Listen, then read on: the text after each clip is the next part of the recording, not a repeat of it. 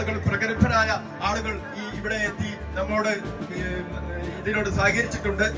പാലത്തിങ്കൽ ജനകീയ സമിതി സംഘടിപ്പിക്കുന്ന ലഹരി വിരുദ്ധ ക്യാമ്പയിൻ നമ്മുടെ നാടിലെ ഈ ലഹരിമുക്ത നാട് എന്ന മുദ്രാവാക്യം ഉയർത്തിപ്പിടിച്ചുകൊണ്ട് നമ്മുടെ ഈ പരിപാടിയോട് കൂടി നമ്മൾ പാലത്തിങ്കൽ ഈ പാലം കടന്ന ഉടനെ ന്യൂക്കട്ട് മുതൽ ജംഗ്ഷൻ വരെ ഒരു 10 മിനിറ്റ് ഒരു വിളംബര ജാഥയായിക്കൊണ്ട് ജനുവരി 25-ാം തീയതി നടക്കുന്ന മനുഷ്യ ചങ്ങലയുടെ വിളംബര ജാഥയായിട്ട് നമ്മൾ ഉദ്ദേശിക്കുന്ന ആ ജാഥക്ക് മുൻനിരയിൽ നമ്മുടെ പ്രഗത്ഭരായ നമ്മുടെ രാഷ്ട്രീയ നേതാക്കന്മാരും സാംസ്കാരിക നായകന്മാരും മുൻനിരയിൽ നിന്നുകൊണ്ട് പ്രിയപ്പെട്ട സഹോദരന്മാർ,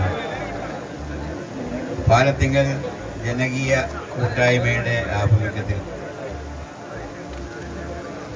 ശാരീരിക ക്ഷമത വർദ്ധിപ്പിക്കുന്നതിനും അത് നിലനിർത്തുന്നതിനും അതുവഴി പൊതുവെ ശരിയായ ആരോഗ്യത്തോടുകൂടി ജീവിതം മുന്നോട്ട് കൊണ്ടുപോകുന്നതിനും ഉദ്ദേശിച്ചുകൊണ്ട് ഞാൻ ആദ്യമായിട്ടാണ് ഈ പരിപാടിക്ക് വരുന്നത്. പരപ്പനങ്ങാടി SNMHS ഹൈസ്കൂളിൽ വെച്ച് നടക്കുന്ന പരിപാടിയിലേക്ക് അതിൻ്റെ സംഘാടകരെ കുറേയായിട്ട് ക്ഷണിക്കുന്നുണ്ടെങ്കിലും ചില തിരക്കും മടിയും കൊണ്ടാണ് പോകാൻ കഴിയാതിരുന്നത്.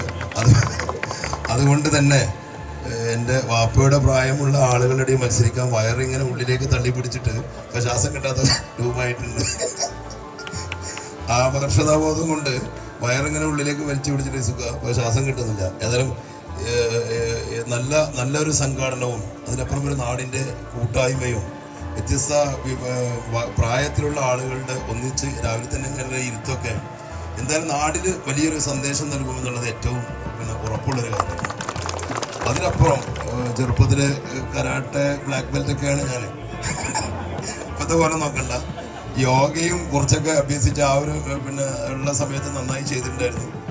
അതിൻ്റെ എല്ലാം കൂടിയുള്ളൊരു സമന്വയ രൂപമാണെന്നാണ് എനിക്കൊരു 5-10 മിനിറ്റ് ഇവിടെ നിന്ന സമയത്ത് എനിക്ക് മനസ്സിലാക്കാൻ കഴിഞ്ഞത്. എറോബിക്സും യോഗയും കരാട്ടയുടെ ചില ഭാഗങ്ങളും എല്ലാം കൂടി ചേർന്നിട്ടുള്ള ഒരു പുതിയ സമന്വയ രൂപമാണെന്നുള്ളതാണ്. എന്തായാലും അതിൻ്റെതായ ഒരു ഗുണം അതിന് ഉണ്ടാകുമെന്നുള്ള ഉറപ്പാണ്. അത് വെറുതെ പ്രസംഗിക്കാൻ എന്തായാലും ഞാൻ ജോയിൻ ചെയ്യാൻ തീരുമാനിച്ചിട്ടുണ്ട്.